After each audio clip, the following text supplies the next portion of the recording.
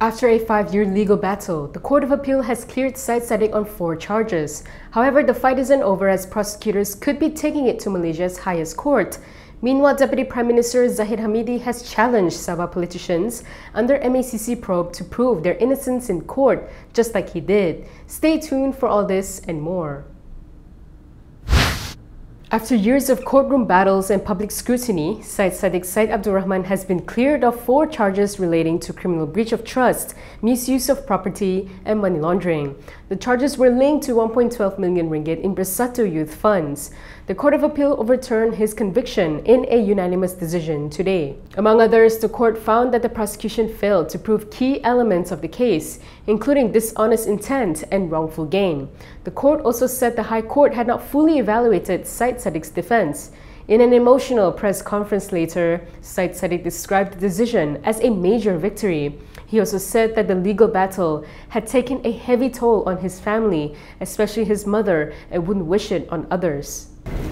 Kemenangan pada hari ini mengingatkan saya mengapa saya memilih jalan untuk mengabdikan diri kepada perjuangan untuk memajukan Malaysia. I mean, I really do sincerely love this country more than my own life. And I'll do whatever it takes to make this country a great country. Dan untuk Malaysia jadi negara yang maju, institusi kehakiman dan yang lain bebas, kuat, kukuh, dan perlu ada kepimpinan yang betul-betul prihatin pada nasib rakyat, bangunkan negara. Sejujurnya saya berharap bahawa apa yang saya lalui tidak akan mana-mana musuh politik saya lalui juga. I do not wish this on even the worst of my enemies, and I hold no grudges whatsoever.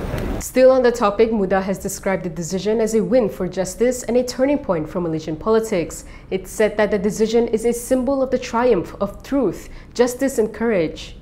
In a statement, Muda said, "The episode has opened all our eyes to the reality of the system we face." Muda added that it has also united the voices of young people, activists, professionals, and ordinary citizens in one dream for a better Malaysia governed with integrity and moral courage. It praised Syed Saddiq for holding his ground over 5 years of pressure, attacks and prosecution, saying that he chose the most difficult path, rejecting all forms of offers and refusing to submit to negotiations for personal gain and instead standing firm on principle. The party said Syed Saddiq chose to fight openly in court, placing his trust in the country's justice system, and today's decision is recognition of his steadfastness, extraordinary courage and honesty. Muda added that all Malaysians must be prepared to step into a new chapter to save this country from the grip of old politics that has long poisoned the system and tarnished the people's hopes. Meanwhile, Muda Acting President Amira Aisha Abdul Aziz said the party would hold a meeting later today to discuss Syed Saddiq's position in the party.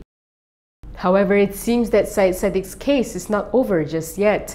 According to MACC Chief Commissioner Azam Baki, the case will proceed to the highest court. In a press conference today, he stated that he had been informed the prosecution will file an appeal to the federal court. Yang saya tadi dimaklumkan oleh pendakwa raya bahawa mereka akan membuat rayuan kepada Mahkamah Persekutuan. Ya, DPP memaklumkan saya tadi, sehingga kalau sekiranya dibuat keputusan lain, bahawa rayuan kepada Mahkamah Persekutuan akan dibuat. Tan Sri kecewa tak bila dapat? Oh, saya tak ada personal dengan sesiapa. Saya tak ada rasa kecewa atau suka dalam saya menyiasat apa-apa kes pun. The MACC has wrapped up its graft probe into former Prime Minister Ismail Sabri Yaakob.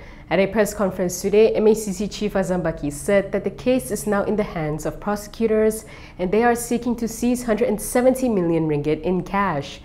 Dan maklumat saya dapat ialah setakat ini Timbalan Pendakwa Raya bersetuju untuk memfailkan dalam tempoh mungkin 2 minggu setelah disediakan semua permohonan affidavit dan sebagainya untuk merujuk hakkan pertamanya wang yang pernah saya tunjukkan dulu lebih kurang 170 juta ringgit yang diperolehi dan terpulang kepada Datuk Ismail Sabri sekiranya beliau ingin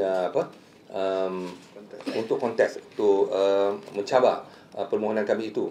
Dan berhubung sebarang pertuduhan jenayah belum lagi diputuskan dan saya menunggu daripada pihak Timbalan Pendakwa Raya. Azam said that there has been no decision made yet on whether there will be any criminal charges against the Borough MP. Previously, Ismail Sabri was summoned several times by the MACC to assist in their investigations. It is understood that the probe is related to the expenditure and procurement for promotional activities under the Keluarga Malaysia initiative during his tenure as Prime Minister from August 2021 to November 2022.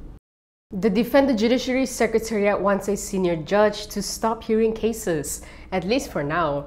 This comes after a police report containing damning allegations was leaked. The group, which was formed after a roundtable chaired by Dr. Mahathir Mohamad on Saturday, said the claims against the judge included alleged judicial interference, which is a serious matter that police needed to investigate. According to Malaysia Kini, the Secretariat urged the judge to recuse themselves from hearing any appeal or applications until the police investigations are completed. In a statement, it said the allegations themselves are enough to smear the oath of loyalty sworn by any judge.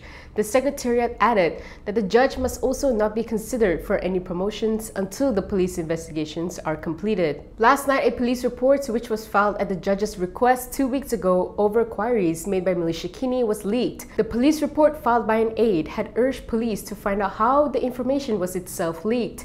Bukit Aman's Classified Crimes Unit then recorded statements from 2 Malaysia Kini editors. In response to this, the Secretariat said that the media had a right to ask questions and that any attempt to pressure the media, if true, is regrettable. UMNO President Zahid Hamidi has a message for the Sabah Assembly persons caught up in a corruption scandal. He said they should clear their names in court like he did. Speaking at a women's empowerment event in Sabah, Zahid addressed the recent arrests by the MACC. He reportedly said that he trusts the enforcement agencies, especially the MACC, to not only conduct investigations but also bring forth credible evidence and witnesses when pressing charges. According to Sina Harian, he told the Assembly persons that if they have evidence and witnesses to challenge the prosecution's case, then clear their name in courts like he did. On June 18th, MACC had arrested an Assembly person and a business person with a Datuk title on suspicion of requesting and receiving bribes. The MACC arrested another Sabah lawmaker on Monday on suspicion of soliciting and receiving bribes totaling approximately 150,000 ringgit in connection with the graft scandal involving mining licenses. Previously, Zahid was granted a discharge not amounting to an acquittal in the corruption case involving millions of ringgit from Yayasan Akal Budi on September 4th, 2023. The prosecution, led by Dusuki Mokhtar, requested it, citing that his team needed time to allow a more comprehensive and complete investigation into Zahid's case. If you like the stories we produce, consider supporting us by subscribing to Malaysia Kini. Click the link in the description below or scan the QR code on your screen to subscribe. Iranian President Masoud Pezeshkian has praised the people of Iran for maintaining unity and resilience in the face of Israeli aggression.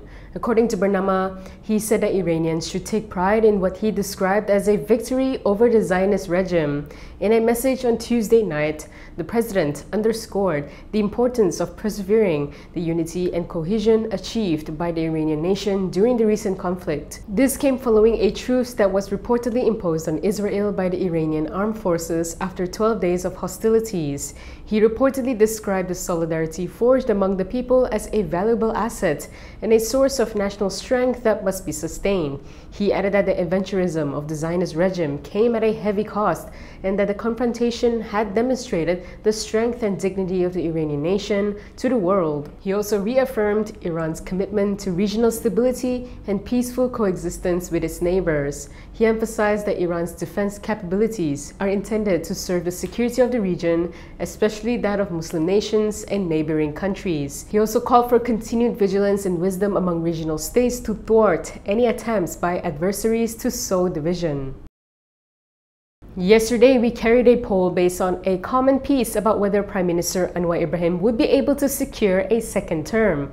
We asked our viewers if they thought Anwar could balance Malay voter sentiment, UMNO cooperation, and the demands of his voter base. Here are the results. A majority of voters felt that Anwar had betrayed his promises and sacrificed reform for survival. Meanwhile, 20% believe that he is working to ensure stability, and critics are just making noise. A voter said reforms in 5 years is not easy, and Anwar is focused on the economy for now. 11% of voters believe that this is a complex issue and it is too early to judge.